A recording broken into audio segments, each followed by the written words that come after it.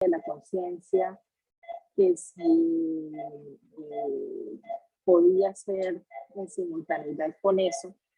Y recordé un caso clínico que les voy a presentar prontamente. Ya le pedí el favor a la persona encargada que me ayudara a buscar esa historia, porque sí, efectivamente se presentó la situación con una paciente.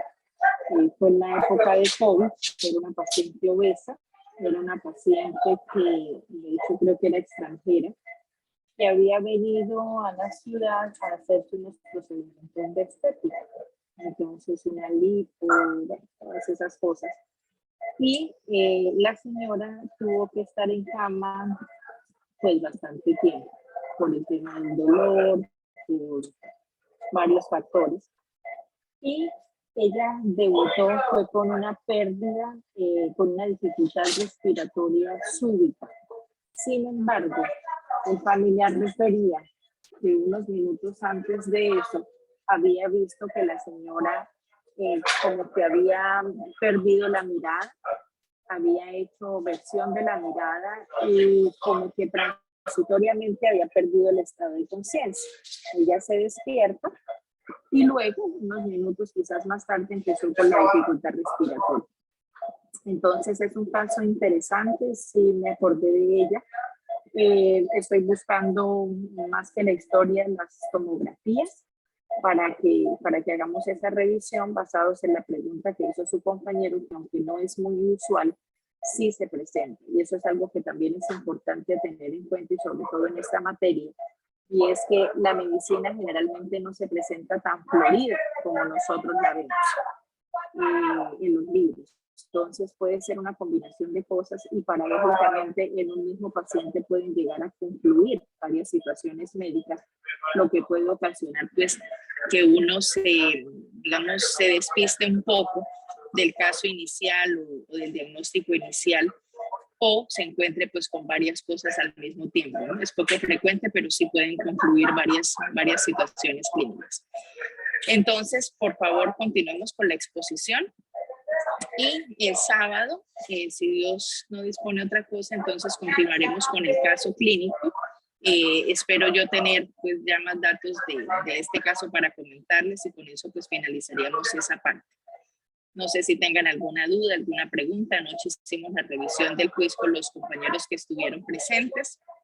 Creo que les quedaron claras algunas cosas y aprendieron a analizar otras tantas, que finalmente es el objetivo.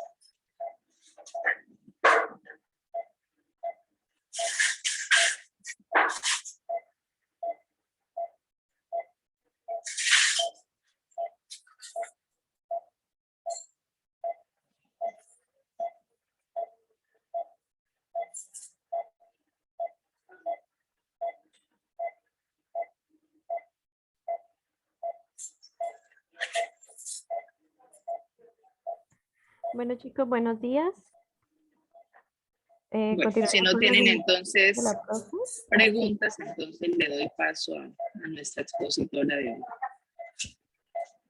Bueno, pues continuando con retomando lo que habíamos dejado en la clase pasada, vamos a continuar con la ronda de preguntas de la parte de mi exposición. Entonces, pues ustedes ya saben el método, voy a girar la ruleta y la persona que salga, pues me responde la pregunta según el cuestionario que ya se había enviado al grupo de fisiopatología. Entonces, la primera pregunta dice, ¿qué puede desencadenar una reacción de hipersensibilidad? Y menciona ejemplos.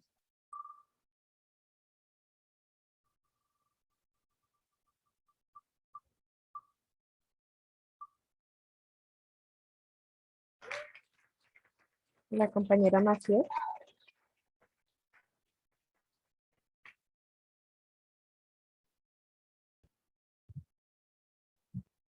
Bueno, pues este tipo de respuesta se produce durante las reacciones alérgicas, digamos, frente a alimentos, frente a venenos, y pues en ocasiones da resultados catastróficos, y un ejemplo de esto es el shock anafiláctico y el asma bronquial. ¿Y cuáles síntomas, Maciel, encontrarías tú en un shock anafiláctico? O sea, dentro de esa fisiopatología, ¿qué es lo que va a ocurrir? ¿Qué células son las que van a estar implicadas? y al estar ellas implicadas, qué situaciones clínicas tú como médico tendrás que enfrentar, porque habrán reacciones leves, habrán otras moderadas y habrán otras severas, como el shock anafiláctico que acabas de mencionar. ¿Y cuál creerías tú que ante esa situación podría ser el tratamiento que ves? Te piden mencionar algunos ejemplos, creo que los farmacológicos pueden ser los más frecuentes, ambientales creería que son los segundos en nuestro medio de mayor frecuencia. ¿Qué nos puedes decir al respecto?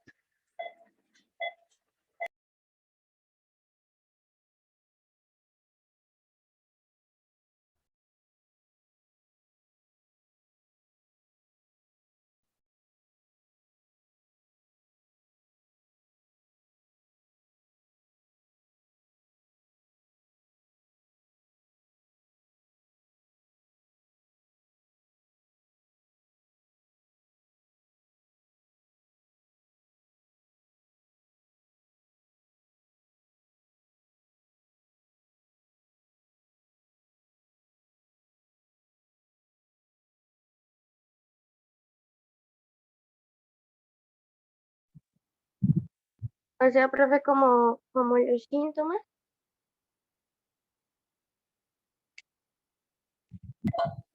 ¿Qué células son las que van a estar implicadas en esas reacciones de hipersensibilidad? Esas células van a empezar a secretar una serie de sustancias y los tratamientos farmacológicos van a estar enfocados al manejo de esas células para limitar la producción de esas sustancias. Y relacionado con eso, hay unos síntomas clínicos que te van a dar reacciones leves, reacciones moderadas o reacciones severas, como el shock anafiláctico. ¿Qué es el shock anafiláctico?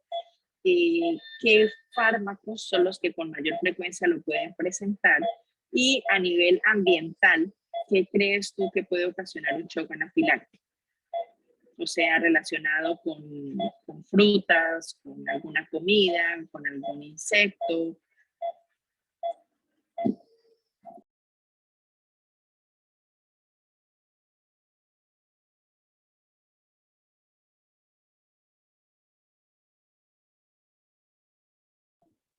Gira la ruleta otra vez, por favor.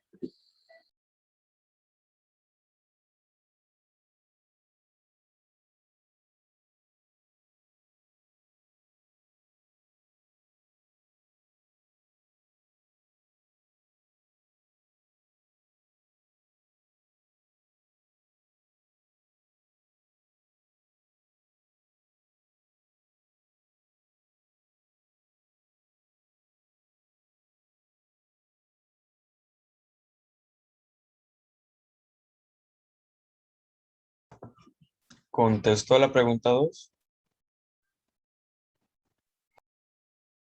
No, señor, la idea es que respondan la pregunta que acabé de formular. No se le ha dado respuesta completa a la pregunta anterior.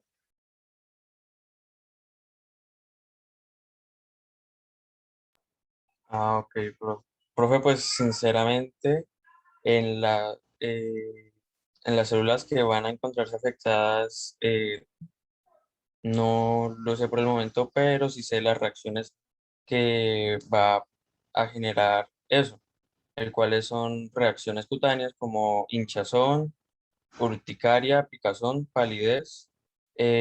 También se encontrará presión arterial baja o hipotensión, constricción de las vías respiratorias, inflamación de la lengua o de la garganta y pulso débil y acelerado.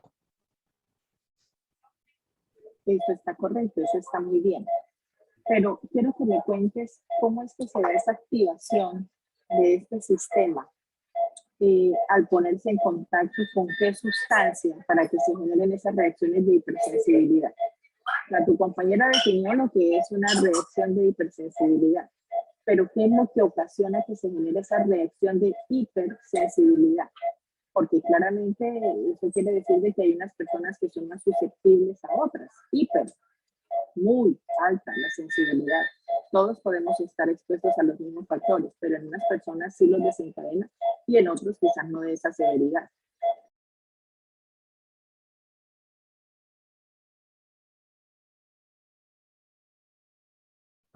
Pues, profe, eso no es cuando, bueno, se empieza todo desde la introducción de un alérgeno, que puede ser un medicamento, que es lo más usual. eh, También algunos alimentos o venenos de insectos. Y bueno, después de esto va a estimular la respuesta de TH2 y la producción de inmunoglobulina E.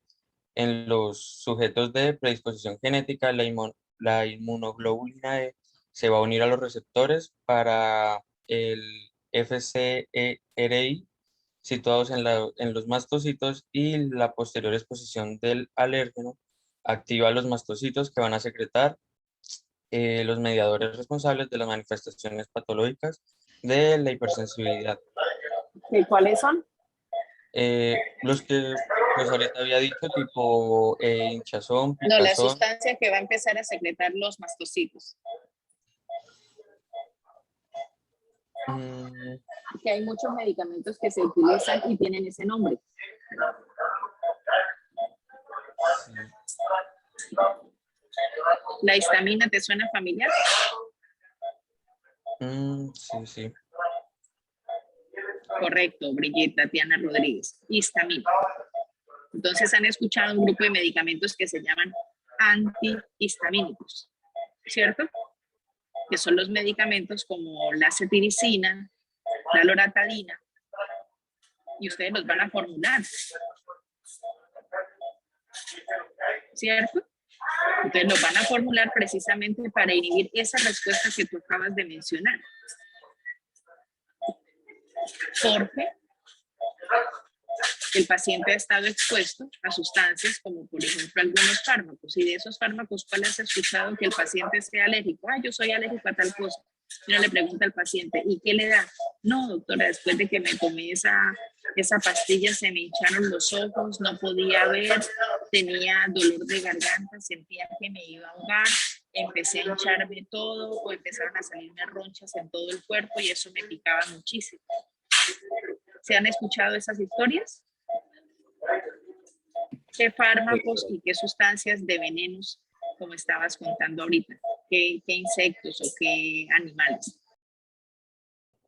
Pues de insectos se podrían encontrar las abejas, el cual provocan esa alergia. En, en alimentos, pues sí es un poco más variado, pero bueno, eso. En fármacos, pues también igualmente van a ser variados. Eso depende de cada cuerpo. ¿Alguien escribió que la penicilina? Sí, sí, muy bien. Hay Los otros AINES. Los AINES efectos muy también. comunes. Los AINES son muy frecuentes, que los pacientes les refieren a ustedes alergia, pero dentro de esos que funcionan como antiinflamatorios hay uno en particular. ¿Cuál es?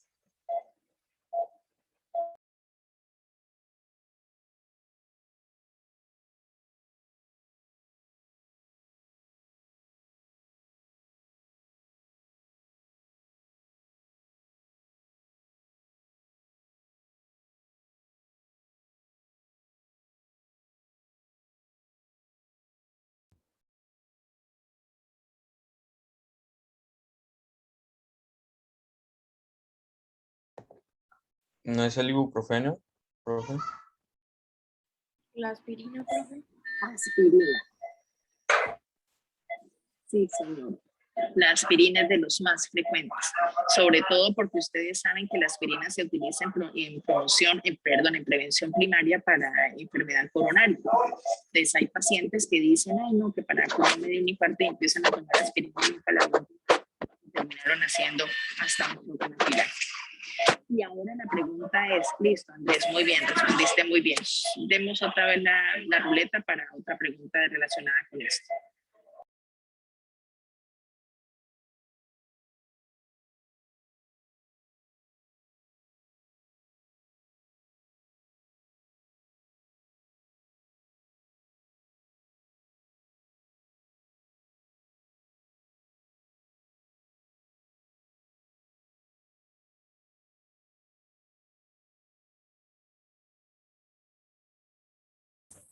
Hola, profe, buenos días.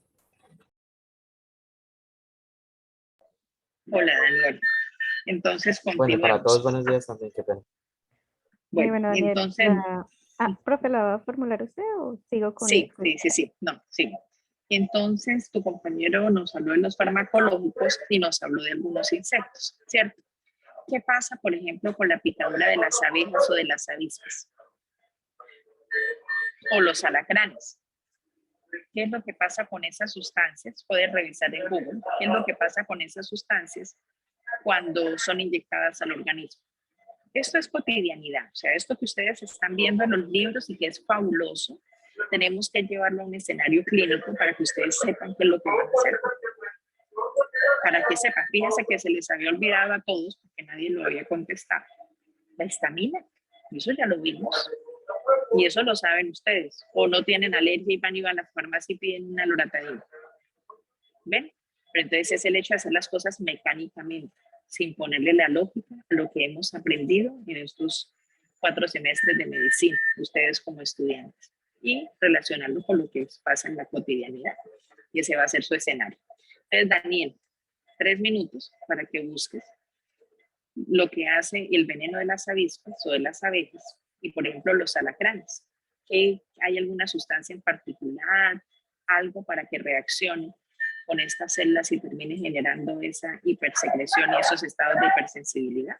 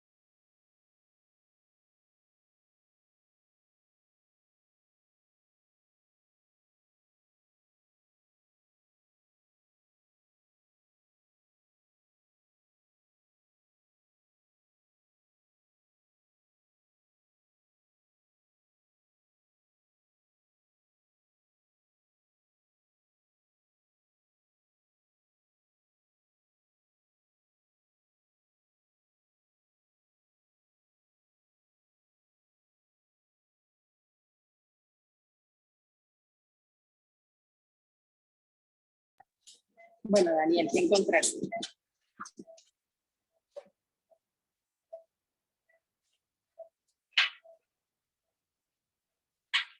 ¿Aló? ¿Aló? ¿Me escuchas? Aló, profe, ya sigo, Ya, listo. ya te cuento lo que Cuéntanos. encontré. Ya regálame un momento. Cuéntanos. Bueno, encontré una escala de clasificación, creo que se llama la escala de clasificación de reacciones sistémicas según Müller, en la cual, bueno, en lo que estaba leyendo hablaba sobre la era de alergología acerca de los hemípteros que agrupaban Ajá. las abejas, avispas, ¿cómo es que se llaman estos? Los abejorros esos grandes que a veces uno Sí, puede ver, que también cucarrones, se son, llama uno. sí señora, eso es exactamente.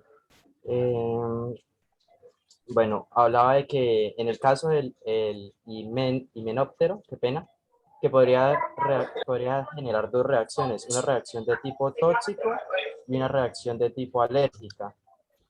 Pues cada una tiene diferente sintomatología. Y bueno, en el caso, acá dice en el archivo, dice que en el caso de las reacciones de tipo tóxico son más frecuentes, suelen ser locales, de intensidad leve a moderada y no producen afectaciones respiratorias, excepto si la picadura se produce en la lengua o que son casos excepcionales, pero puede suceder. En el caso pues, del diagnóstico, hablan de, dependiendo del número y la localización de las picaduras, la edad, el tiempo transcurrido. También hay una escala de clasificación que es la según Ring modificada, o la escala EAACI, donde tenemos grado 1, grado 2, grado 3 y grado 4. También es diferentes sintomatologías. Y ya en la parte de analítica dice que es por medio de la determinación de la inmunoglobulina E, de los niveles. Perfecto, muy bien. Son las 10 de la mañana. A las 10:30 nos vamos a reunir nuevamente y en sus grupos de trabajo van a buscar esto que les acabo de poner en el chat, el síndrome de Kuhn. El síndrome de Kuhn es un síndrome poco frecuente, pero supremamente interesante y que tiene que ver con la clasificación que Daniel nos acabó de comentar. Y se van a dar cuenta de que, aunque van a encontrar solamente reportes de casos, hay una clasificación interesante y es algo que siempre deben tener en mente relacionado con los antecedentes clínicos. Por eso, cuando pasen por sexto semestre, por el amor a Dios, no olviden su semiología cuando sean médicos. Eso de preguntarle antecedentes médicos, sufre de tal enfermedad, en su familia hay tal enfermedad, usted es alérgico a algo, al látex, al esparadrapo, a la aspirina, a las fresas, al maní. Todos esos antecedentes son relevantes.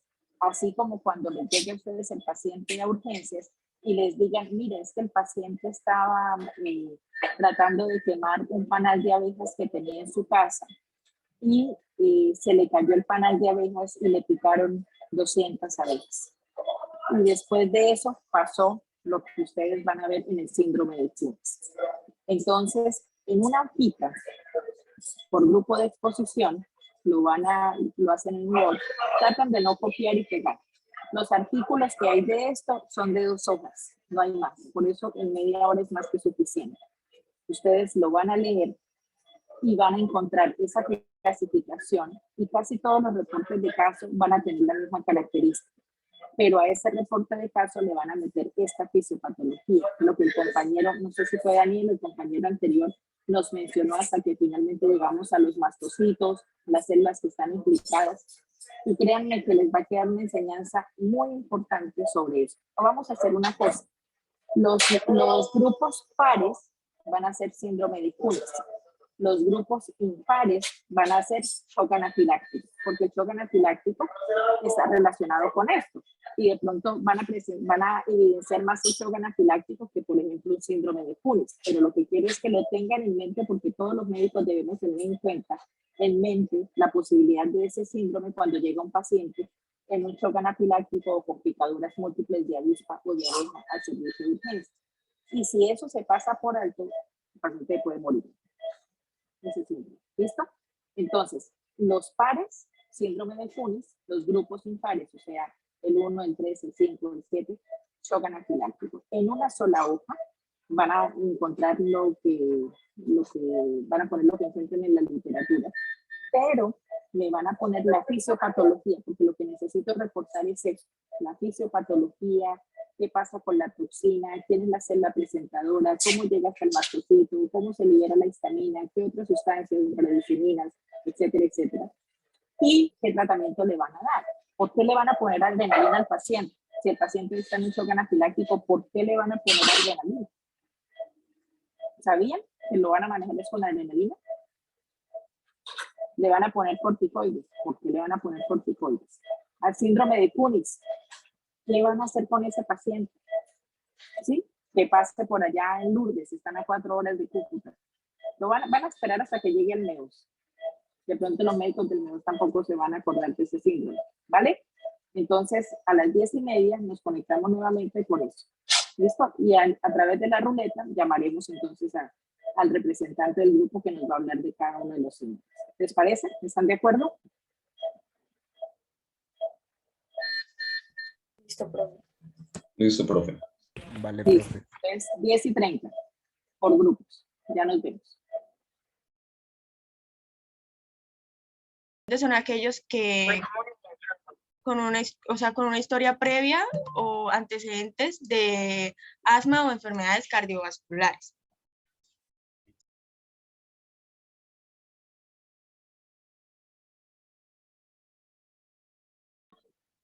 Bueno, muy bien. ¿Quién más del grupo va a complementar? Ya ahorita yo hablo. Sí, profe, ya, ya complementamos. Es que va otro compañero.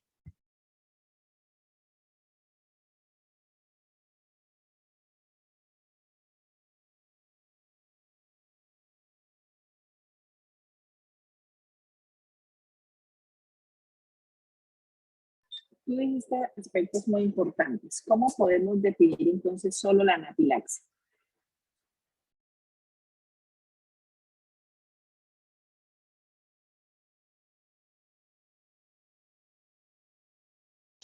Señora profe, ¿me puede volver a repetir la pregunta, por favor? ¿Cómo podrías definir únicamente la anafilaxia?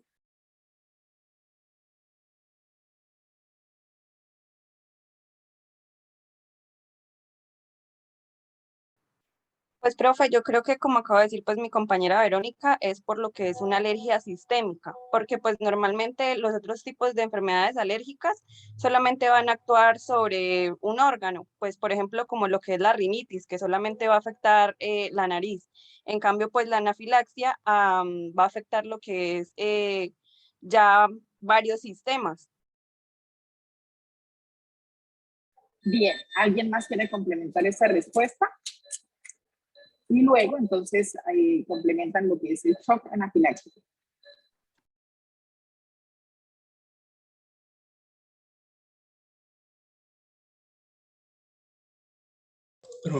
Profe, pues yo había leído que, complementando lo que dicen mis compañeras, que cuando es una reacción sistémica, este shock anafiláctico pues tiene un alto riesgo para la vida y sobre todo cuando el antígeno se introduce por vía intravenosa, por ejemplo los antibióticos. Eso había leído.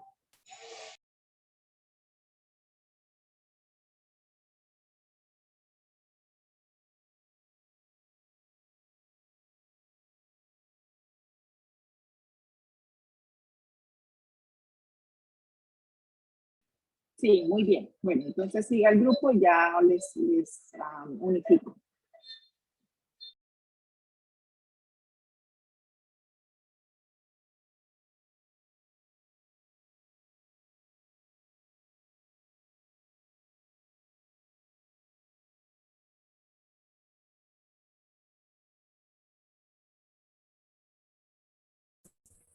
Buenos días, profe.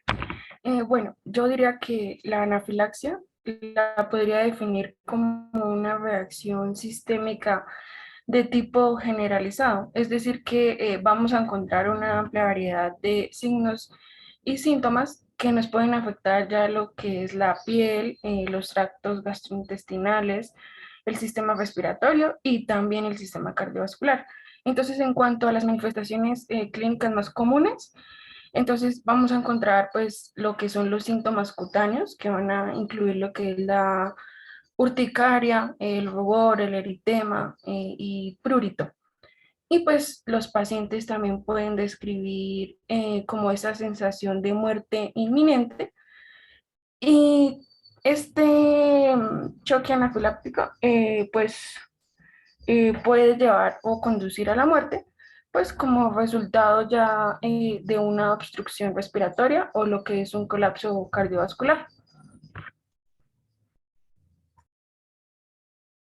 ¿Y cómo es que se da esa obstrucción respiratoria? ¿Por qué el paciente se puede morir ahogado? ¿O por qué puede generar ese colapso cardiovascular?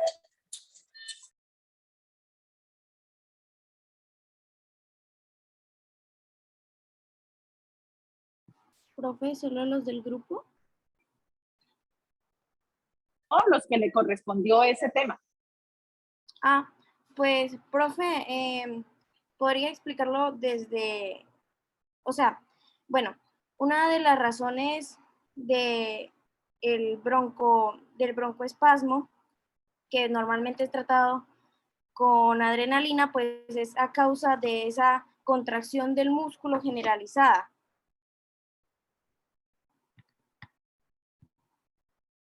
Que por eso es que se usan betagonistas. ¿Cómo así que la contracción del músculo generalizada? ¿Podría ser un poco más específica?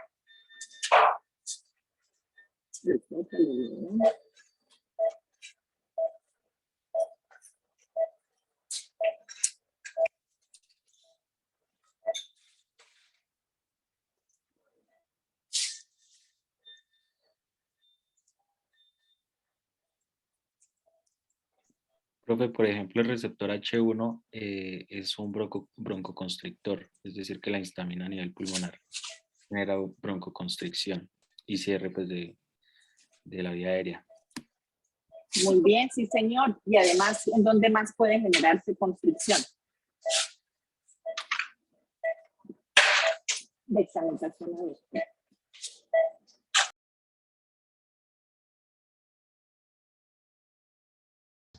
Profe, ¿me escucha? Sí, señor, aquí estoy. Profe, o sea, lo que yo había leído en ese caso es lo que sucede con la extravasación del plasma que causa lo que es el angiodema y pues también a su vez la disminución del volumen del plasma. Pues eso es lo que generalmente causa lo que es el shock, profe. Y pues ahí lo que va a suceder es que extravasa hacia los alvéolos y pues produce lo que es el edema pulmonar y un angiodema obstructivo en las vías aéreas, generalmente en la parte superior. Exacto, Cuando, pues, profe, se habla de... y hace poco vimos eso del edema, ¿cierto? Es el capítulo que todavía estamos evaluando, porque hay un apartado que nos habla únicamente del edema.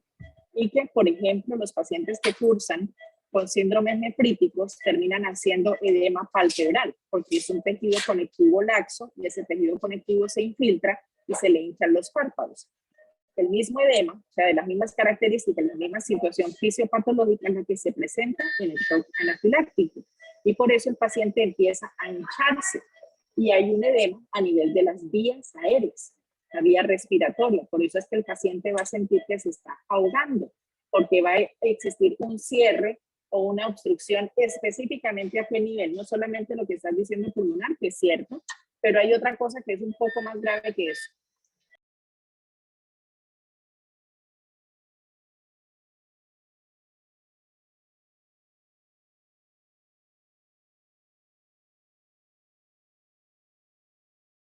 El paciente les va a llegar a ustedes así.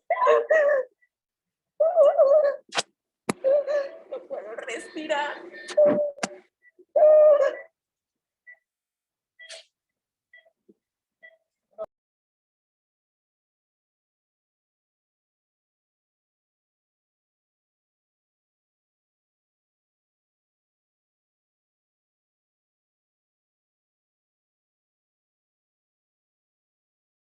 Profe, no sé si usted hace referencia a lo del tracto respiratorio superior, porque por lo general estos pacientes llegan con las manos en el cuello, ¿no? O pues yo pues, una vez vi que alguien se hinchó y por lo general llegan así.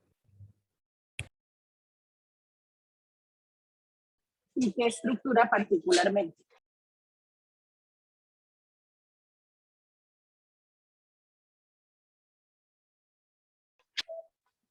La glotis. Estos pacientes hacen edema glótico, es a lo que uno más miedo le tiene. Porque una vez haga edema glótico se cierra la glotis y no hay por dónde intubar un paciente. Hay un cierre de las vías aéreas, el paciente no puede respirar y por eso es que hace, va a hacer ese sonido, el choque del aire con las cuerdas vocales, porque no puede respirar. Entonces es a lo que realmente más temor le tenemos, porque una vez cerrado va a ser muy difícil acceder a la vía aérea de ese paciente y ese paciente se nos puede morir.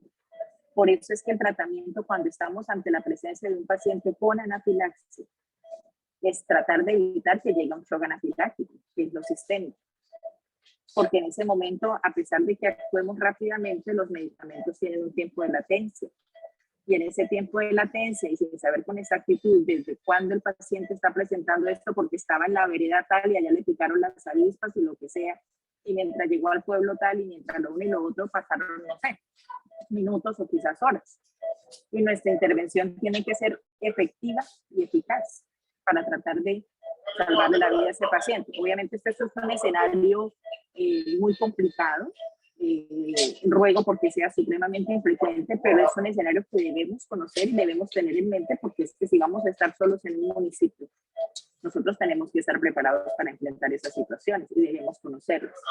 Entonces, pero también es muy común porque mire que yo tengo un caso cercano que es de mi cuñada. Mi cuñada es ingeniera forestal y ella debe desplazarse a perímetros rurales a 4 horas de un perímetro urbano. Entonces, por ejemplo, la ARL los educa, los entrena, tienen un kit antiofídico, tienen antihistamínicos y precisamente ella, por ejemplo, en una de sus salidas de campo, tuvo contacto con una planta que se llama pringamosa y es alérgica. Ella es alérgica a eso.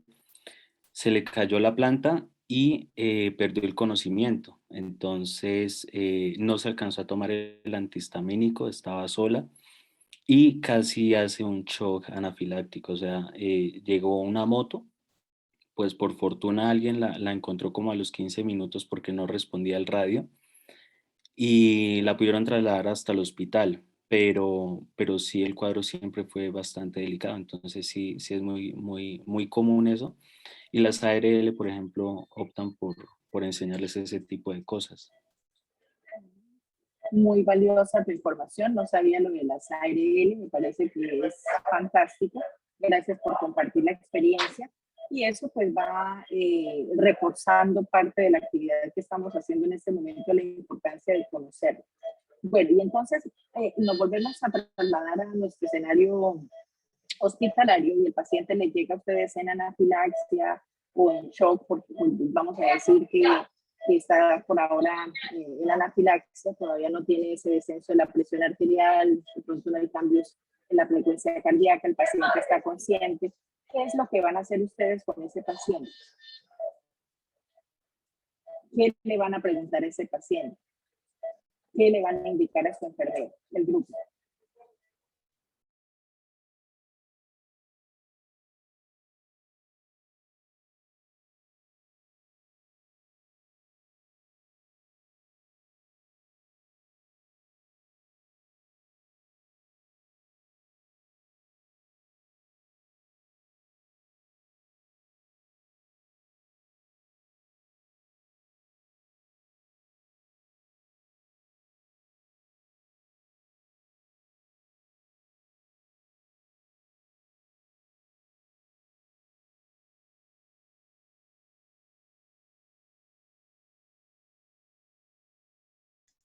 Profe, pues el tratamiento va a incluir 3 etapas. Entonces, la 1 es las medidas generales, la 2 el tratamiento de primera línea o primario y el tratamiento de segunda línea o secundaria. Entonces, las medidas generales, conscientemente, es poner al paciente en posición, en una posición elevada, o sea, tumbado con las piernas elevadas para así aumentar el flujo sanguíneo del corazón. Se inicia una monitorización invasiva. Doctora, nos queda más bonito en lugar de decir tumbado, acostamos el paciente y lo ponemos en posición de cúbito supino y elevamos las extremidades inferiores. ¿Listo? Nos queda más bonito decirlo así. Ah, listo, profe. Repítalo, Qué pena repítalo, por interrumpir ahí. favor. También pues cabe resaltar que eso, las piernas elevadas, pues no se hace en caso de vómito o dificultad respiratoria si lo presenta el paciente.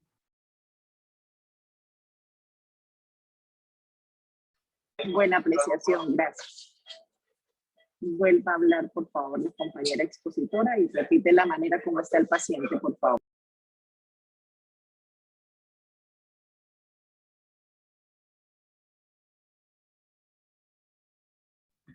El paciente va a estar de cúbito supino con las extremidades elevadas.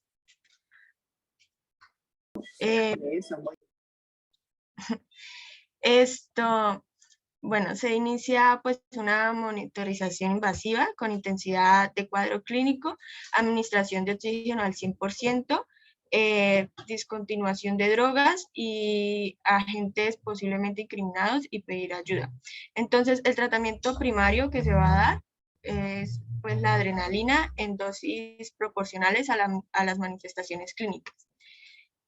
Entonces, las dosis que normalmente se dan en la adrenalina son la dosis a usar es de 0,3 a 0,5 mililitros de adrenalina por vía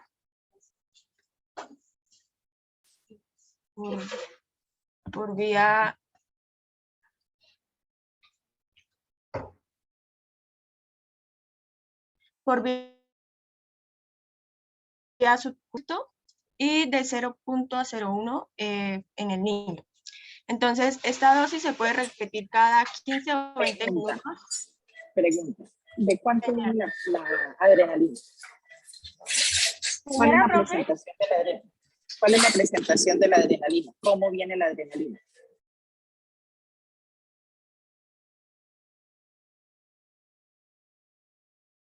¿Un mililitro, profe? 1 miligramo, 1 mililitro. ¿Sí? Entonces, si yo llevo 1 miligramo a 10 cc, es decir, cojo una jeringa de 10 centímetros, la lleno con 9 centímetros de solución salina y le anexo el centímetro de la adrenalina, me va a quedar concentración de 0,1 por cc, ¿cierto? Porque tengo 1 miligramo. Entonces ahora tengo 0,1 por cc. Y la doctora nos está diciendo que la dosis va a ser ¿de cuántos? De 0,3 a 0,5. Claro, y es subcutánea. Entonces, esta mezcla que yo les estoy contando sería, por ejemplo, para administrarlo endovenoso en paciente pediátrico, ¿sí? Endovenoso. Pero como la administración de la adrenalina para este caso es subcutánea, entonces hay que coger es una jeringa de insulina. La jeringa de insulina viene de solamente 1 centímetro y viene marcadita 0,1, 0,2, 0,3 y todas las rayitas para ser más claro.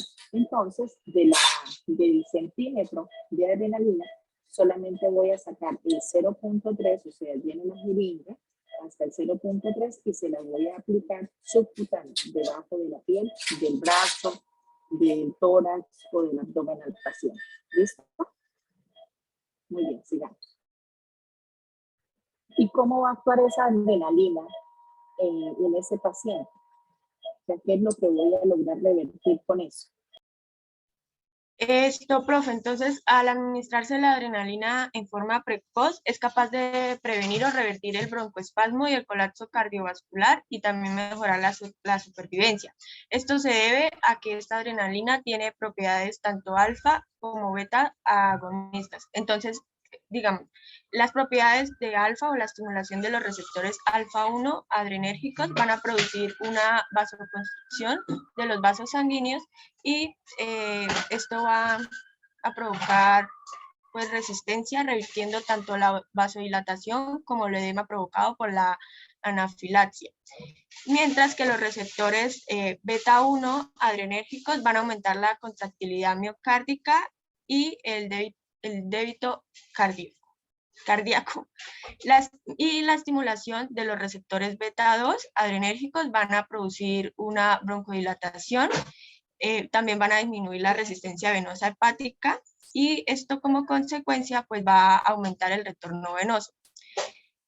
Y también va a aumentar, va a aumentar la AMP cíclico de los mastocitos y los basófilos, que son las células que se ven en este shock anafiláctico.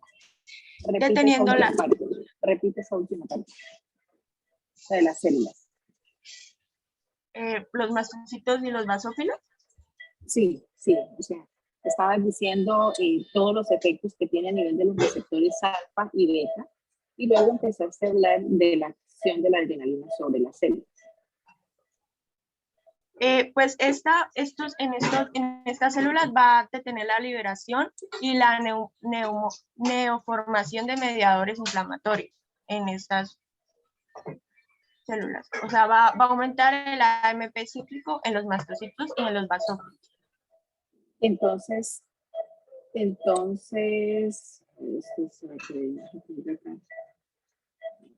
ahora entienden por qué la adrenalina es tan importante en este escenario, porque no solamente va a prevenir la muerte del paciente, precisamente al inhibir o al retrasar o al minimizar el impacto que se pueda generar a través del sistema cardiovascular por el shock generado por estas sustancias, sino que además tiene una acción directa sobre las células inflamatorias que han sido responsables de parte de esa respuesta que se ha generado por esa sustancia agresora, ¿cierto? Porque puede ser una toxina, puede ser un fármaco, cualquiera que sea. Entonces eso ha generado una respuesta inflamatoria muy intensa en un paciente que claramente tiene una sensibilidad previa a ese medicamento o a esa sustancia. Y algo que es importante, que imagino que va a citar el grupo más tarde, es la memoria que va a quedar de estas reacciones. Generalmente la primera vez que el paciente entra en contacto con cualquiera de estos alérgenos puede tener una reacción sutil, ¿sí? Por ejemplo, se tomó la aspirina y se hinchó un poquito y le dio carraspero en la garganta y ya, dice el paciente, uy, yo como que soy alérgico. Pero si por alguna razón vuelve a estar en contacto con la misma sustancia, puede desencadenarse porque ya se reconoce y se va a desencadenar la respuesta inflamatoria absoluta y total. Y esto traerá como consecuencia, por ejemplo, un shock anafiláctico. ¿Ok? Entonces, eso es importante para tenerlo en cuenta. Y ya saben ustedes por qué la adrenalina es el medicamento, es el gold estándar a utilizar en pacientes con cualquier tipo de alergia. Obviamente lo dejamos más para las alergias moderadas, para las reacciones moderadas a graves, porque no solamente nos va a ayudar con el broncoespasmo, nos va a ayudar a mediar el edema, nos va a ayudar a mejorar esta inotropía por ese bajo gasto que se va a estar presentando por la vasodilatación, por la acción de las sustancias proinflamatorias y que adicionalmente va a generar vasoconstricción para tratar de mantener esa presión arterial media en unos rangos adecuados, sino que además nos va a ayudar a inhibir la secreción por las células inflamatorias. Muy bien, entonces ya saben qué es lo que tienen que hacer y dicen por ahí que todos deberíamos tener una adrenalina cerquita porque eso salva vidas. Bueno, entonces me han administrado la adrenalina, repite las dosis por favor para que todos lo recuerden, para adultos y para niños, y qué otro tratamiento le vas a dar a ese paciente. Las dosis para adultos es de 0.3 de mililitros de adrenalina por vía subcutánea. Y en niños es de 0.01 mililitros sobre kilogramos. Estas dosis se van a repetir de 15 a 20 minutos y pues en caso ya de un shock como tal, se debe diluir 0.1 mililitros de adrenalina en 10 mililitros de suero salino e inyectar 10 mililitros. Entonces,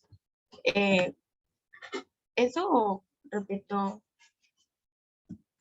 lo de la adrenalina, lo que produce en las células. No, eso está bien. ¿Qué más tratamiento le vas a dar a ese paciente?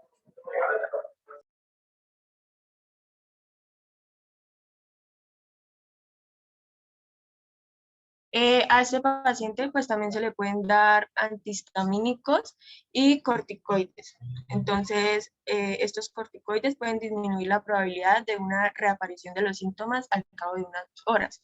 Entonces, los corticoides son fármacos con acciones antiinflamatorias e inmunosupresoras, por lo cual pues reducirá las reacciones tardías de la anafilaxis. Muy bien. Bueno, y llegó el paciente hacia urgencias y volvemos a la misma historia. Ya ustedes preguntaron, ya me dijeron que fue la pregamosa o que se tomó la aspirina. ¿Qué fue lo primero que ustedes hicieron cuando el paciente les llegó allá al puesto de salud?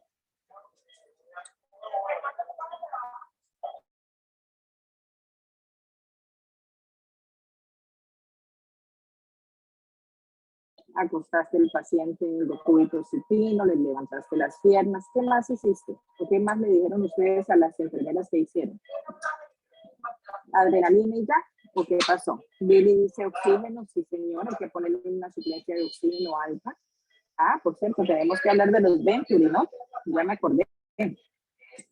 Sí señor, entonces ustedes deciden si les es suficiente una cánula o una máscara facial, pero hay que ponerle la suplencia de oxígeno. ¿Y qué más hay que hacer con el paciente?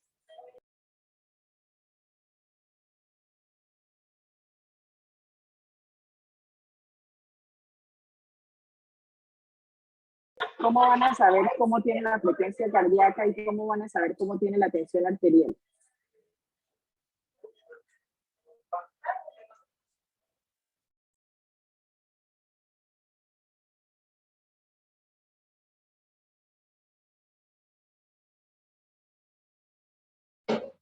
Profe, pues se le mide la presión arterial.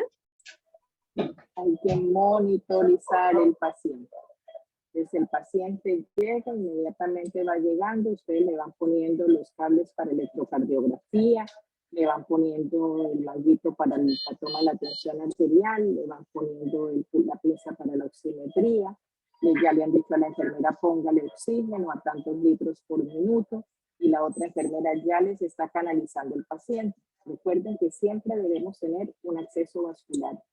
Es de las primeras cosas, de las primeras intervenciones que siempre debemos hacer, porque al paciente hay que pasarle líquido. Recuerden que él está haciendo un edema, y ese edema significa de que hay una fuga desde el espacio intravascular al espacio extravascular, así que el volumen circulante se va a ver afectado en algún momento. Entonces necesitamos tener esa vía para continuar pasando medicamentos, porque los corticoides serán por vía endovenosa. Y de los corticoides tenemos que poner uno de acción rápida tipo hidrocortisona, 200, 500 miligramos de entrada. Los antihistamínicos pueden administrarse por vía intramuscular como el Tavegil o por vía oral, pero si el paciente está con dificultades, está así respirando como la mímica que les hice, es probable que necesiten ustedes acceder a la vía aérea, entonces no lo van a poner a tomar ni agua, ni café, ni nada, porque se les puede broncoaspirar. O maceran la pastilla de loratadina o lo que tengan allí y se lo ponen debajo de la lengua, o le aplican intramuscularmente un antihistamínico, intravenosamente el corticoide y subcutáneo la adrenalina. Fácil, ¿no les parece? Un tratamiento súper fácil que salva la vida. Muy bien, muy bien. Ahora hablemos del síndrome de Cunis. ¿Qué es el síndrome de Cunis?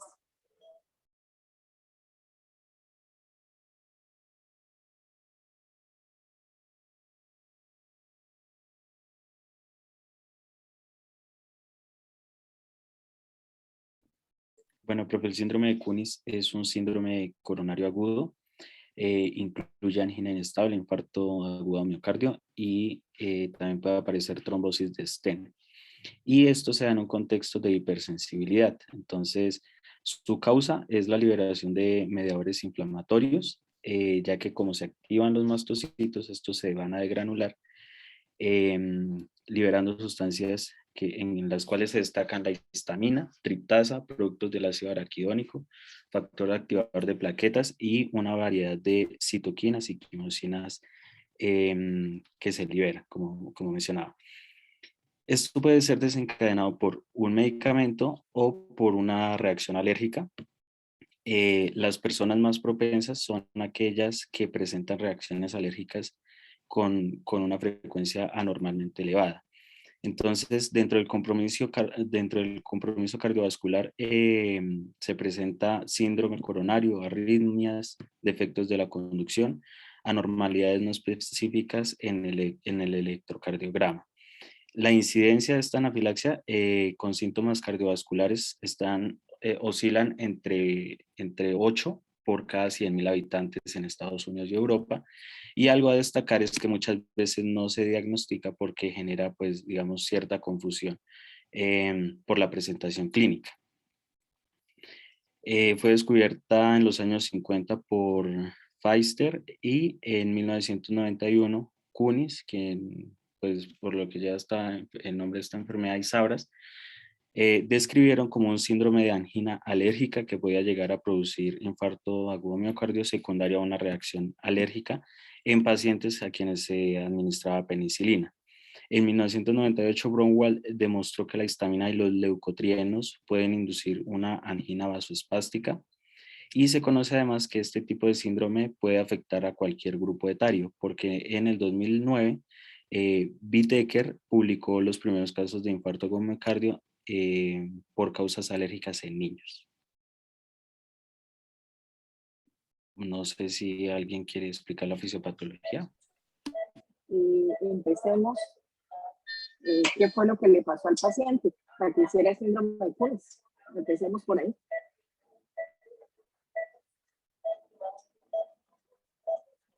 Tener Es una contacto con un alergeno. sensibilidad, específicamente cuál. Puede presentarse con cualquiera o es más frecuente de los casos, los reportes de casos que hay, con cuál es más frecuente.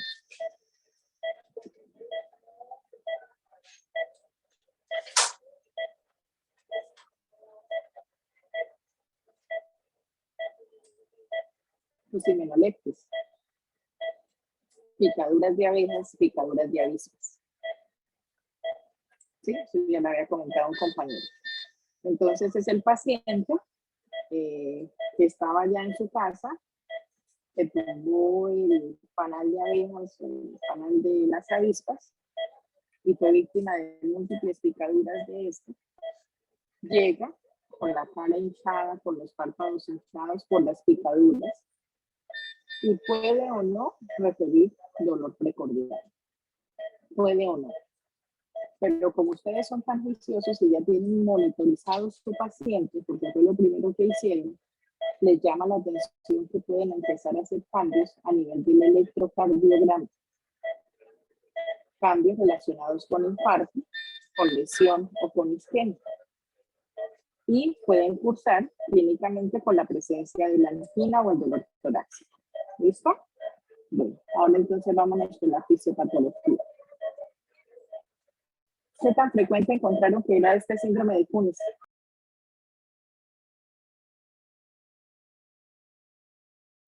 ¿Cuál es la prevalencia?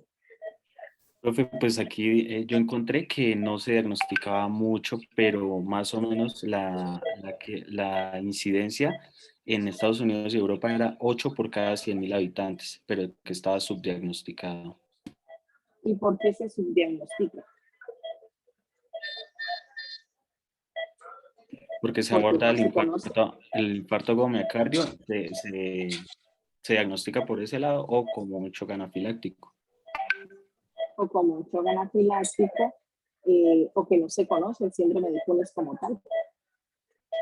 Entonces, ay, al señor le picó una avispa, ay, hizo un infarto. Entonces piensan que es una asociación independiente, cuando realmente una cosa pudo haber llevado a la otra.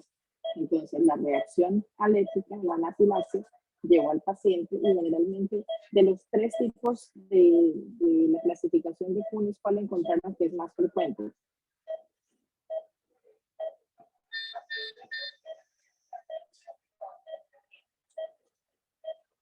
la del vasoespasmo.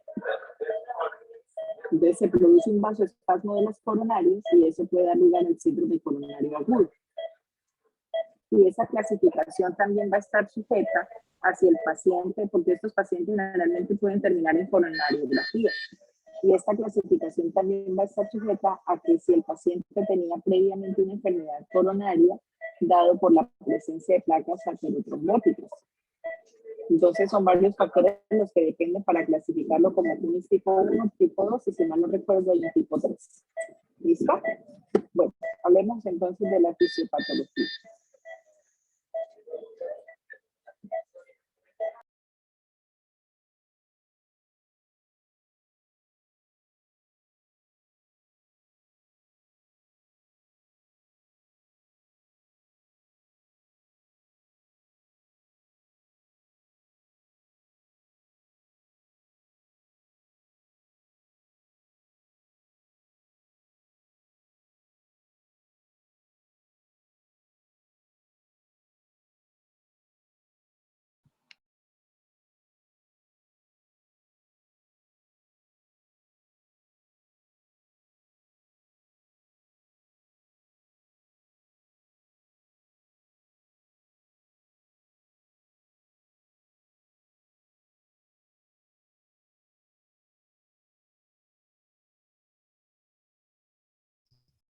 Hola, profe. Hola. Y buenos días. En la fisiopatología, yo encontré que, pues, como dijo mi compañera anteriormente, interviene la liberación de mediadores inflamatorios y sus efectos va a ser un vasoconstrictor arterial coronario e inotropónico negativo que van a condicionar a la disminución de la contractibilidad miocárdica. También se hablaba de la incidencia, que es infradiagnosticado y porque engloba los conceptos de angina alérgica e infarto alérgico. Bueno, se dice que los alérgenos como alimentos, veneno de insectos, contrastes yodados o fármacos inducen a la degranulación de los mastocitos, lo que ocasionando la liberación local a la circulación sistémica de múltiples mediadores vasoactivos, como tenemos la histamina, los leucotrienos, la serotonina y las proteasas como las tripasa y quimasa. Entonces, ¿qué hacen fisiopatológicamente? La histamina y los leucotrenos van a ser vasoconstrictores coronarios, mientras que la triptasa y la quinasa van a activar las metaloproteinasas que van a producir la degradación del colágeno y van a inducir a una ruptura de la placa ateroma, iniciando de forma como el evento coronario. También la histamina va a activar a las plaquetas y potencia la respuesta de agregación de otros agonistas como la adrenalina o la trombina.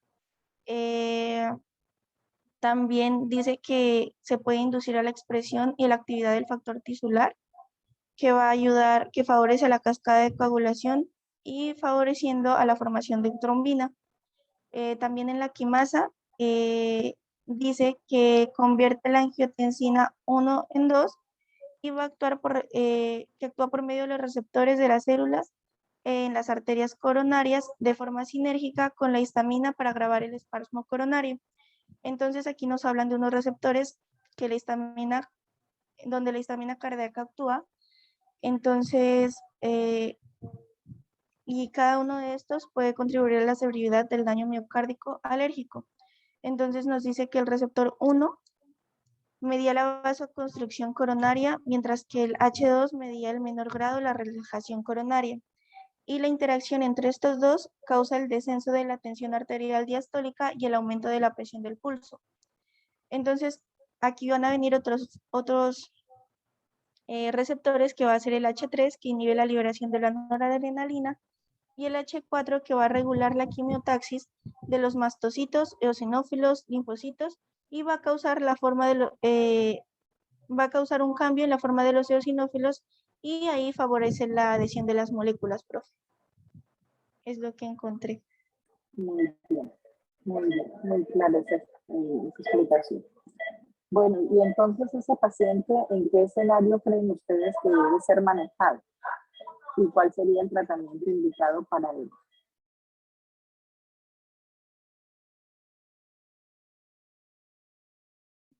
Profe, se maneja el infarto de miocardio, pero con los fármacos, digamos, ASA, clopidogrel, nitroglicerina, beta bloqueadores, pero debe valorarse porque hay algunas interacciones farmacológicas con el manejo de la anafilaxis.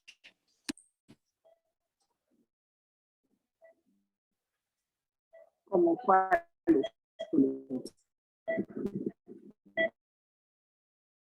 Bueno, profe, pues entonces en el tratamiento entonces tenemos nitrato de cunis no hipotensos, pues, fisiológico, pues más importante. Están los antagonistas de canales de K que pueden ser considerados como terapia de primera línea en el tratamiento antiisquémico en pacientes que la adrenalina, como vemos, es un tratamiento de elección en la anafilaxia. Opiáceos, pues como sabemos la morfina es, digamos, como un manejo para el dolor, es un abordaje humano, pues porque el infarto pues duele bastante y además pues que es ansiolítico. Adrenalina, pues como veíamos, como un manejo para el tratamiento en anafilaxia. Bloqueantes de la H1, bloqueantes de la H2, corticoides, que son potentes antiinflamatorios e inmunosupresores, estos se emplean en reacciones alérgicas entre moderadas a severas y son útiles para tratar episodios frecuentes o prolongados en episodios agudos de anafilaxia. Reposición de volumen intravascular y uno que me llamó bastante la atención porque es el ketotifeno, que lo vi, tengo entendido que era como un tratamiento en COVID y es estabilizador de mastocitos. Debido a que la activación de los mastocitos es el mecanismo primario del síndrome de Cushing. Eso sería lo que se marca en el tratamiento. Muy bien. Entonces, este paciente con este síndrome generalmente se va para una UCI. Ustedes le van a dar la atención primaria, no lo vayan a mandar para la casa, por favor. Allá harán lo que tienen que hacer relacionado con la reacción alérgica, pero este paciente se va para la UCI, porque este paciente probablemente se infartó. Entonces deben tener eso pendiente y de ahí de la lesión, del ecocardiograma, de la angiografía coronaria, entonces se derivará parte del tratamiento que el compañero nos acababa de mencionar con los antiagregantes plaquetarios, el tipo clopidogrel, Noplavix, la utilización de aspirinas, si el paciente no es alérgico a esto, y pues todo un esquema de manejo farmacológico, los antagonistas de los canales de calcio, la atorvastatina también tiene, se utiliza con mucho interés. Ustedes sabrán que la atorvastatina es un hipolipemiante oral, pero digamos, su utilización está descrita en muchos artículos de neurocirugía relacionado con una mediación en los infartos relacionados con vasoespasmo.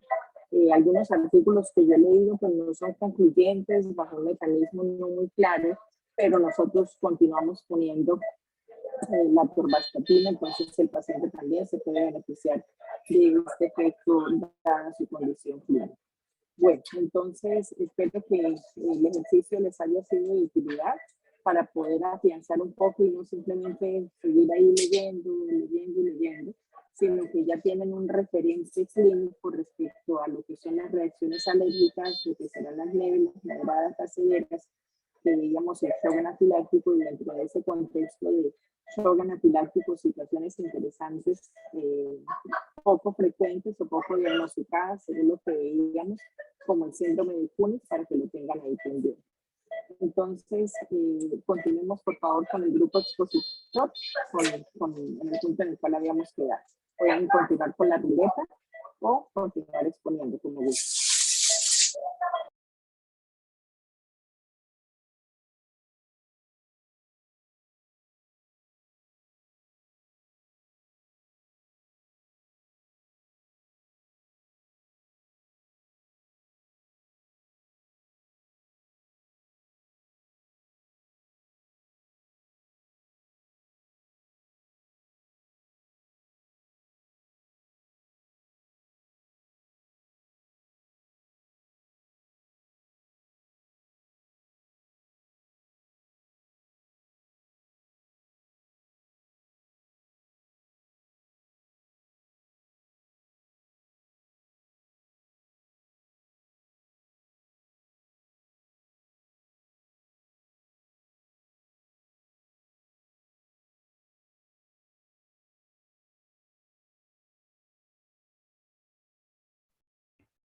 Bueno, chicos, entonces la siguiente pregunta que estaba para responder es, ¿por medio de cuáles citocinas los linfocitos B son capaces de inducir la secreción de la inmunoglobulina E?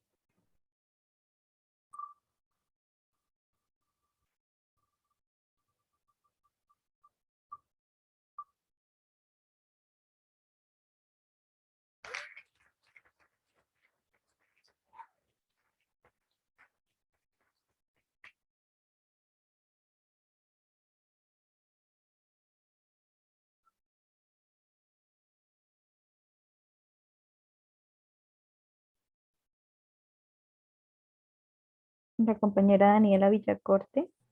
Sí, es que no te escucho muy bien, tengo un poco mal el internet. Por favor, ¿me puedes repetir la pregunta? Es la segunda pregunta del taller. ¿Por medio de cuáles citocinas los linfocitos B son capaces de inducir la secreción de la inmunoglobulina E? Por la IL-3 y la IL-4. Sí, señora, es correcto. La siguiente pregunta es, ¿por qué se caracteriza la reacción inmediata de la hipersensibilidad de tipo 1?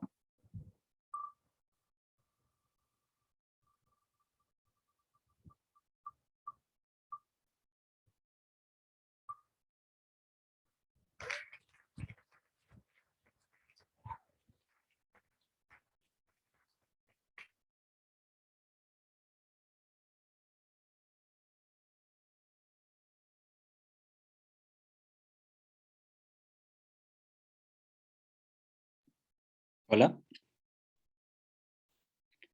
Bueno, esa la encontramos en la tabla 6.1 y hace referencia a que hay una respuesta excesiva de la TH2 y estas células van a desempeñar un papel central al estimular la producción de inmunoglobulina E y promueven la inflamación.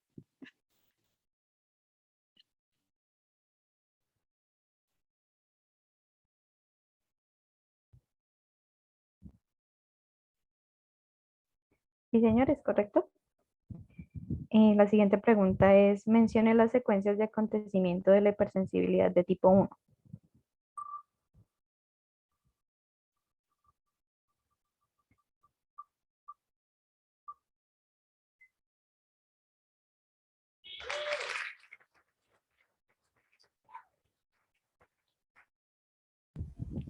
Y hola. Pues ¿me escuchan? Sí, te escucho. Es la introducción del alérgeno, la producción de inmunoglobulina E, la unión de esa inmunoglobulina E a la FcRI en los mastocitos, la nueva exposición a los alérgenos y la activación de mastocitos y pues ya como tal la liberación de los mediadores por la desgranulación. Sí, es correcto. La siguiente pregunta es, mencione los 3 mecanismos de la hipersensibilidad tipo 2.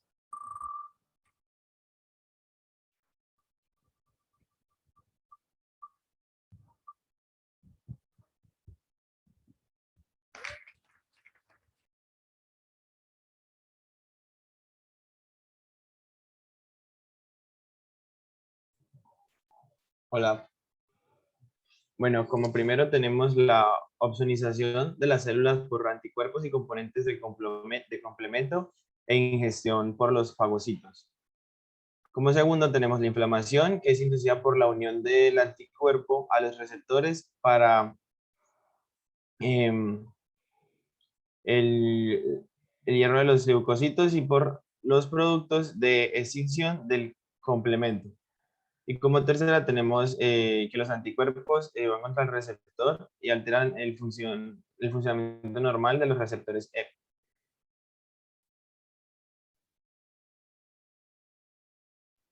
Sí, la siguiente pregunta es, la púrpura trombocitopénica, el síndrome de Goodpasture y la miastenia grave y la anemia perniciosa son ejemplos de qué tipo de hipersensibilidad.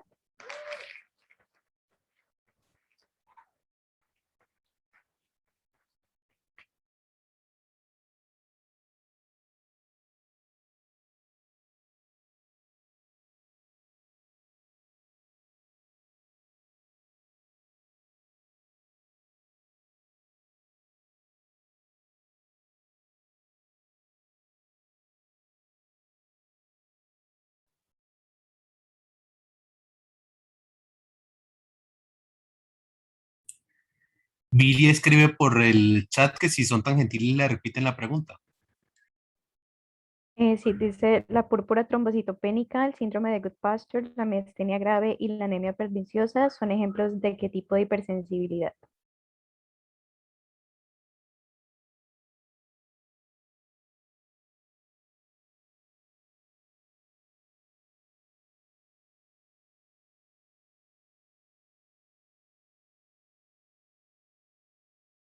Muy bien, era la hipersensibilidad de tipo 2.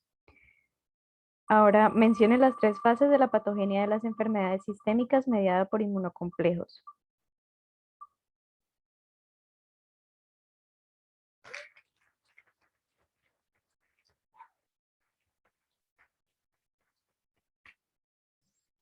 La primera es la formación de inmunocomplejos, la segunda es el depósito de inmunocomplejos y la tercera es la inflamación y lesión tisular mediadas por inmunocomplejos.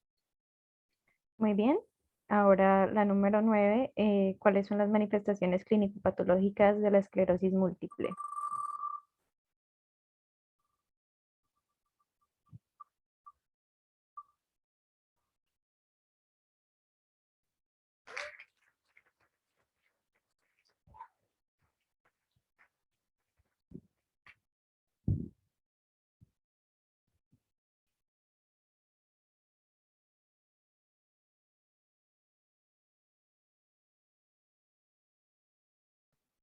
¿Aló? ¿Se me escucha?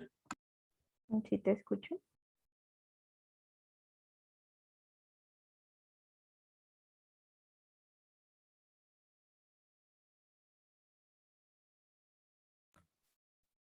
Esa es es la 9. Sí, es la número 9. Aunque desmielinización del sistema nervioso central con inflamación perivascular.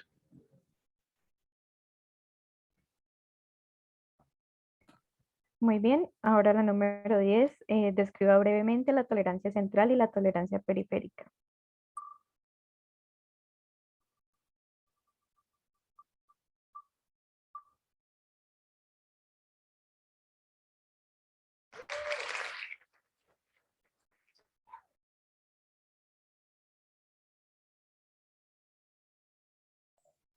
¿Aló, se me escucha? Sí, te escucho. Listo. Entonces la tolerancia central es el proceso en el cual se van a eliminar cualquier tipo de linfocito en desarrollo que sea reactivo a los tejidos propios del cuerpo. Mientras que la tolerancia periférica va a tener como objetivo garantizar que las células autorreactivas que se escapan de esa tolerancia central no causan enfermedades autoinmunes. Correcto. Y ahora por último, mencione las características de las enfermedades autoinmunitarias.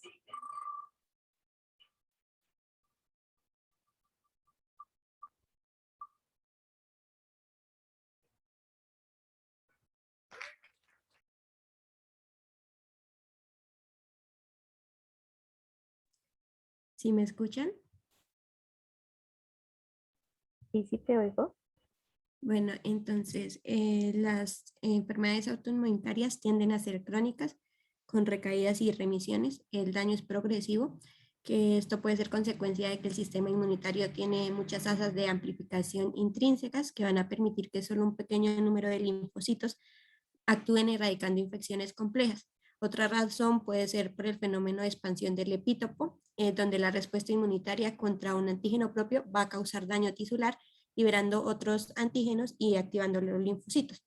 Y otra característica va a ser que las manifestaciones clínico-patológicas van a estar determinadas por la naturaleza de la respuesta inmunitaria subyacente.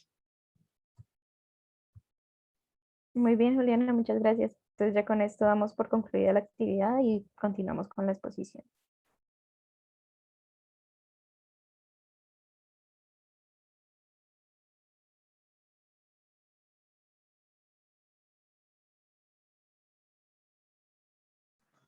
Bueno, buenos días compañeros. Ahora vamos a continuar con la exposición.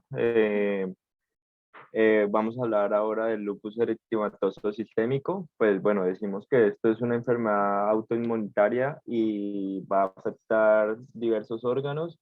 Esta se caracteriza porque hay una gran cantidad de autoanticuerpos y pues bueno, y estos son los anticuerpos antinucleares y bueno, se debe porque aquí la lesión se debe porque el depósito de inmunocomplejos y la unión de anticuerpos, digamos, dañan varias células y tejidos. Los cuadros clínicos son las lesiones en la piel, en las articulaciones, en los riñones, en las serosas. Bueno, como mencioné anteriormente, esta enfermedad pues, va a afectar diversos órganos. Un dato interesante que se me hizo aquí es que esta enfermedad tiene mayor prevalencia en mujeres, 1 de cada 700 en edad fértil. Y otro dato de prevalencia es que la enfermedad es de 2 a 3 veces más alta en personas de raza negra e hispanos en comparación de personas con raza blanca. Siguiente diapositiva, por favor. Entonces, puedes reproducirlo aquí este video, pues para que nos quede un poco más claro en qué consiste el lupus eritematoso.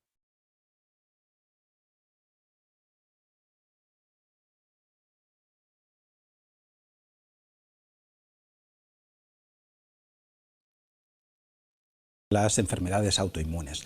Las enfermedades autoinmunes son aquellas enfermedades en las que las defensas, las propias defensas que todos tenemos y que sirven pues para defendernos cuando tenemos pues por ejemplo una infección, un resfriado, atacan y matan a los virus que nos atacan, pues en algunas personas, en determinadas circunstancias, esas defensas, que son los glóbulos blancos, los anticuerpos, se vuelven locas y en lugar de defendernos, nos atacan.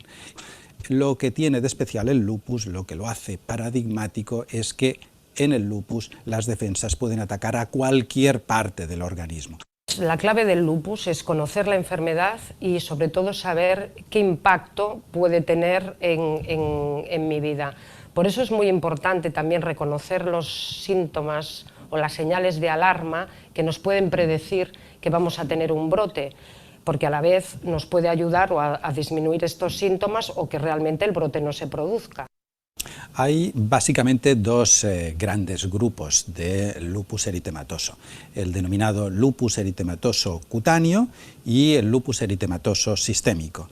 En el lupus eritematoso cutáneo solamente se producen lesiones en la piel, mientras que en el lupus eritematoso sistémico generalmente hay lesiones en la piel, pero además hay lesiones en órganos internos. Hay lesiones en las articulaciones, en los riñones, en los pulmones, alteraciones en la sangre, en el sistema nervioso, etc. Que es una enfermedad que se manifiesta con muchas caras, que muchas no son visibles, pero que son todas diferentes entre ellas. Yo puedo tener lupus y tú igual y que no cursa de ninguna manera igual. Lo importante es saber que existen tratamientos, a pesar de que sea una enfermedad crónica que evolucione con brotes, que existen tratamientos que nos ayudarán a llevar la enfermedad. El lupus, como muchas enfermedades, no tiene una causa única definida, sino que existen una serie de factores que influyen en su producción.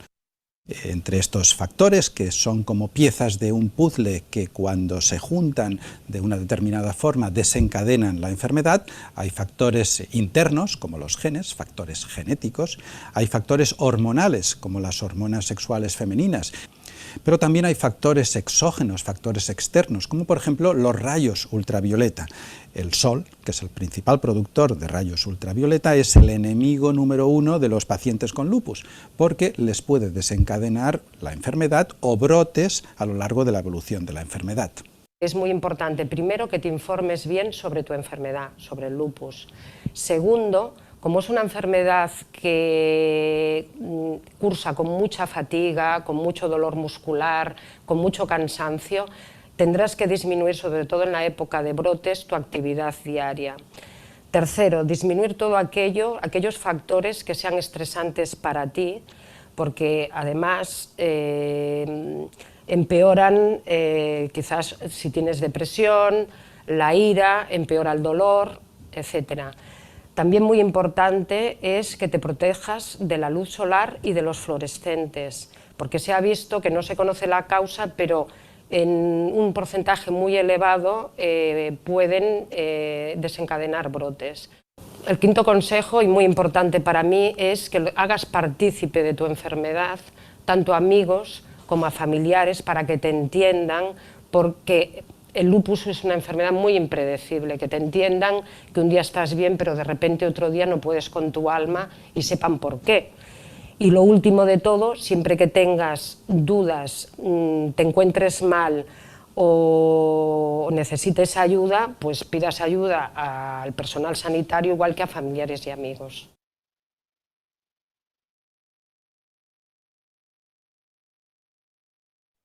Listo, entonces ya nos quedó un poco más claro y vamos con la siguiente, por favor, diapositiva. Listo. Bueno, pues en esta tabla observamos la clasificación del lupus que se le dio en 1997 y pues esto se basó en 11 criterios para identificar los pacientes que se le consideraban que tenían lupus eritematoso. Entonces, se dijo que si un paciente tiene 4 o más de los criterios aquí que están en la tabla, es porque o sea, significa que sí tiene lupus eritematoso sistémico. Y pues bueno, ahí en la tabla se puede observar el cuadro clínico de las personas con lupus. Entonces, pues el exantema, las úlceras, la artritis y bueno, todo lo que están ahí. Siguiente diapositiva, por favor. Bueno, entonces ahora vamos a hablar de los espectro de autoanticuerpos en el lupus eritematoso. Entonces, como ya he mencionado, la principal característica del lupus es la producción de autoanticuerpos, que estos reconocen componentes nucleares y citoplasmáticos de la célula que no son específicos en un órgano ni especie. Entonces, otros anticuerpos se dirigen contra los antígenos de la superficie celular de las células sanguíneas. Estos anticuerpos tienen bastante patogenia, entonces como la glomerulonefritis mediada por inmunocomplejos. De pronto no sé si alguien sepa en qué consiste la glomerulonefritis. ¿Alguien sabe de pronto? Creo que es una enfermedad autoinmune que ataca al glomérulo y puede darse después de una infección, o bueno, eso es un caso que conozco y suelen trasplantarlos. No sé si es bien. Sí, sí, lo dijiste bien. Entonces, pues, como dijo el compañero, básicamente aquí pues se inflaman los tejidos del riñón y al inflamarse, pues lo que hace es que se va a dificultar la filtración de los desechos de la sangre. Entonces, así como vemos en esta placa histológica, la del lado izquierdo, observamos los glomérulos más inflamados, más grandes de lo normal, en comparación con la placa de la derecha, que pues están más pequeños o más normales. Incluso Entonces, creo que ese daño en la filtración de los componentes de la sangre, pues también la inflamación puede llegar a provocar que haya pérdida de sangre en la orina. He visto casos de hematuria, que es muy común en la glomerulonefritis. exacto, porque no hay filtración de los desechos. Entonces, sí. Siguiente, por favor. Bueno, entonces acá para tener en cuenta hay unos autoanticuerpos en muchas otras enfermedades autoinmunitarias, además del lupus. Entonces, pues tenemos que estos autoanticuerpos están en la esclerosis sistémica, en el síndrome de Sjögren, la mitosis autoinmunitaria y la artritis reumatoide. Siguiente, por favor. Entonces, bueno, antes de hablar de los anticuerpos antinucleares como tal, vamos a ver este pequeño video que nos dejará pues más en claro el diagnóstico del lupus y lo que se deberá hacer ante una sospecha del lupus eritematoso. ¿Lo puedes reproducir, por favor? Hoy voy a hablar sobre los anticuerpos que debes realizar a todo paciente que tiene sospecha de lupus eritematoso sistémico. Los anticuerpos diagnósticos. de laboratorio que debes realizar. Lupus es una enfermedad autoinmune muy prevalente en las mujeres, pero hoy solo voy a hablar sobre los anticuerpos diagnósticos. El primer anticuerpo que debes realizar se llama ANA o anticuerpos antinucleares. Anticuerpos antinucleares. Tienes un paciente con sospecha de lupus, obviamente existen los criterios diagnósticos, eso lo puedo hacer en otro video, y lo primero que le vas a hacer es anticuerpos antinucleares. Estos van a ser positivos en el 95 hasta el 99% de los pacientes con lupus. Todo paciente con lupus va a ser ANA positivo. Pero un paciente con ANA positivo no significa que tiene lupus. Es decir, tiene una alta sensibilidad. ¿A qué me refiero con alta sensibilidad? Si un paciente con sospecha de lupus tiene negativo los anticuerpos antinucleares, lo más probable es que no tenga lupus. No tiene lupus. Es muy sensible. Descartas la enfermedad. Pero tiene baja especificidad. ¿Qué significa esto? Que si te sale positivo, no necesariamente tiene que tener lupus. Hay muchas enfermedades autoinmunes que tienen anticuerpos ANA positivo. No es específico para el lupus. Una vez que tienes positivo los anticuerpos antinucleares, puedes realizar otros exámenes que son más específicos. Estos solo se encuentran positivos en pacientes con lupus. Y el primero es el anticuerpo dsDNA. Eso significa ADN de doble cadena. Y el segundo es el anticuerpo anti-Smith o anti-SM. Estos anticuerpos solo los vas a ver en pacientes con lupus. Tienen una alta especificidad. Todos los pacientes los pueden tener, pero no todos los pacientes los tienen. Si los encuentras, tienes lupus. Si no los encuentras, no importa, tienes otros criterios diagnósticos. El anti-dsDNA se encuentra en el 60% de los pacientes y el anti-Smith se encuentra solo en el 30% de los pacientes. ¿Ok? Si los encuentras, tienes diagnosticado lupus, pero si no los encuentras, no importa porque no se presentan en todos los pacientes. Y el tercero es el anticuerpo antihistona. Este anticuerpo solo lo vas a ver, lo más probable, en pacientes con lupus inducido por drogas. Hay un lupus que se llama lupus inducido por drogas, por ejemplo, medicamentos como la procainamida, la hidralazina, la isoniazida, etc. Estos son los más comunes. Una vez que ese paciente deja de tomar el medicamento, ese lupus desaparece. Es un lupus que solo se produce por este tipo de drogas. Y los anticuerpos que van a ser positivos en esos pacientes se llaman antihistona.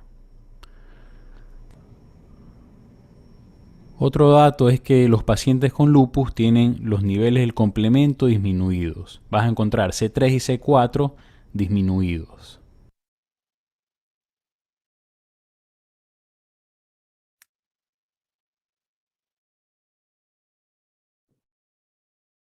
La anterior diapositiva.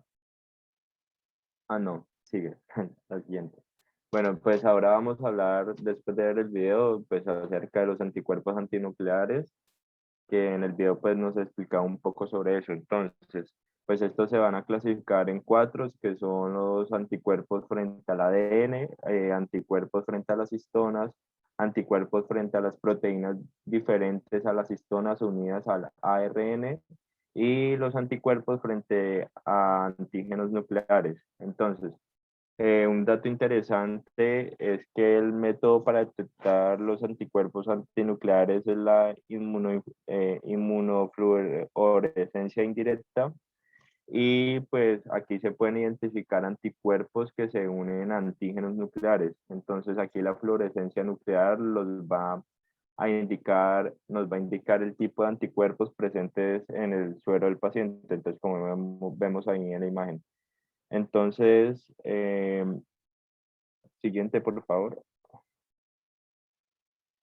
Bueno, entonces aquí en la imagen reconocemos algunos de los patrones de tinción de los anticuerpos nucleares. Bueno, en la imagen A, en la primera, entonces tenemos la tinción homogénea o difusa de los núcleos. Esta es muy típica en los anticuerpos reactivos de ADN bicatenario, nucleosomas y las histonas, y pues muy frecuentes en el lupus eritematoso. En la imagen B, pues vemos un patrón moteado, pues aquí se observan anticuerpos contra varios antígenos nucleares como el SM y los antígenos RNP. En la tercera, en la imagen C, vemos un patrón de función con anticuerpos contra el centrómero. En estos pues se observan algunos casos, se observan algunos casos de esclerosis sistémica y en el síndrome de Sjögren. Y en la imagen D pues vemos un patrón nucleolar que es típico de los anticuerpos contra proteínas nucleolares. Siguiente, por favor. Entonces vamos a hablar un poco acerca de la etiología y la patogenia del lupus eritematoso sistémico. Entonces, pues, un defecto en el lupus eritematoso es el fallo en los mecanismos que mantienen la autotolerancia. Entonces, como tal, no se sabe qué causa este fallo, pero pues en este van a intervenir factores génicos, inmunitarios y ambientales. Entonces, pues, en los factores génicos, tenemos que intervienen genes CPH y pues otros más, principalmente el CPH, y hay que tener en cuenta como tal la predisposición genética del paciente. Entonces, pues los familiares de los pacientes tienen un mayor riesgo de sufrir lupus porque tienen autoanticuerpos y otras anomalías inmunorreguladoras. Hay una mayor frecuencia de concordancia en los gemelos monocigotos que en los disigóticos. Y pues los genes CPH van a regular la producción de autoanticuerpos particulares. En los factores inmunitarios, bueno, aquí pues se han hecho y observado varios estudios en animales y estos han dado múltiples errores inmunitarios que van a generar una activación incontrolada de los linfocitos autorreactivos. Entonces, por ejemplo, tenemos el fracaso de la autotolerancia de los linfocitos B. Este da la eliminación defectuosa de un linfocito B en la médula ósea. Tenemos los linfocitos TSD4 colaboradores y estos son pues específicos frente a los antígenos del nucleosoma. También pues nos van a contribuir a la producción de autoanticuerpos patogénicos de alta afinidad. Y tenemos la unión del TLR al ADN nuclear y al ARN. Entonces, pues aquí estos TLR van a actuar detectando productos microbianos y pues van a estar contenidos en inmunocomplejos que pueden activar los linfocitos B. Bueno, tenemos ahora los factores ambientales. Estos factores estos factores participan como exposición a la luz ultravioleta que puede llevar a la enfermedad en muchas personas, ya que los rayos UV pueden llevar a apoptosis de las células y alterar el ADN de manera que se haga inmunógeno debido al reconocimiento del potenciador TLR. El sesgo del sexo del lupus eritematoso se le atribuye pues a las hormonas sexuales y estas pues se relacionan con genes del cromosoma X.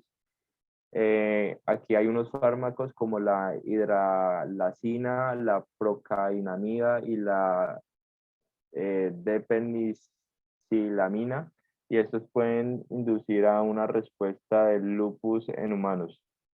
Pues no sé si continuar con la exposición o parar acá o qué dice la profesora, porque pues falta bastante.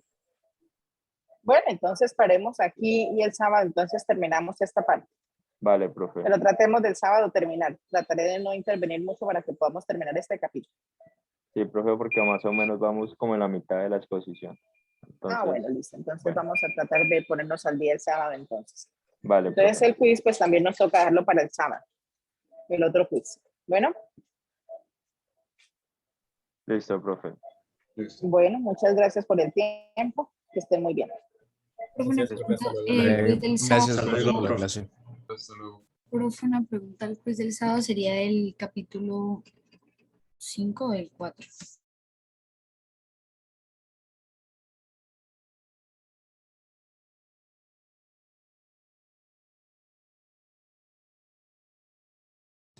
Profe. Sí, señora, dígame. Profe, el quiz del día sábado sería el capítulo 5 o el 4. No, el del 4 que tenemos pendiente. Pero estudien porque les puedo poner un casito clínico de lo que vimos hoy. Listo, profe. Para que les avise a tus compañeros. Listo, profe, gracias. Bueno, buen día. Que estén muy bien. Vale, profe, muchas gracias. Hasta luego. Feliz día. Gracias a ustedes.